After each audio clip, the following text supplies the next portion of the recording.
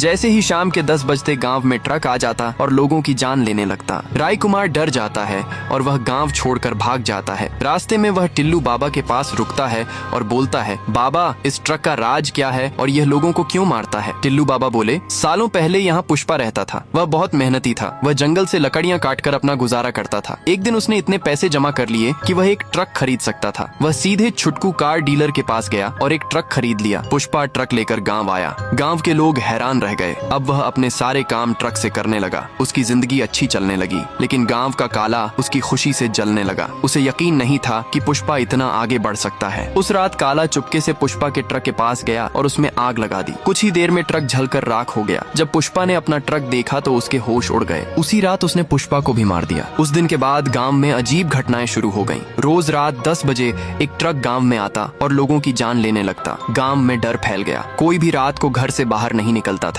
राय कुमार बोला, बाबा इसे रोके कैसे? टिल्लू बाबा बोले, उस ट्रक के सामने काला को जाना होगा और सच बोलना होगा, तभी पुष्पा की आत्मा शांत होगी। राय कुमार गांव वापस गया और गांव वालों को सारी बात बताई। गांव वाले काला के पास पहुंचे, लेकिन काला सच मानने को तैयार नहीं हुआ। तभी शाम के 10 बज गए। डर के मारे गांव वालों ने काला को ट्रक के सामने खड़ा कर दिया। काला कांपने लगा। ट्रक उसके बिल्कुल सामने आकर रुक गया। मजबूरी में काला चिल्लाया, मैंने ही तुझे मारा था, मैंने ही तेरे ट्रक में आग लगाई थी। इतना सुनते ही ट्रक पीछे मुड़ा और गांव से चला गया। अगली सुबह काला अपने घर में नहीं मिला। वह बिना किसी निशान के गायब हो चुका था और उस दिन के बाद वह ट्रक भी कभी गांव वापस नहीं आया। अगली शाम राय कुमार खुशी खुशी अपने शहर लौट गया।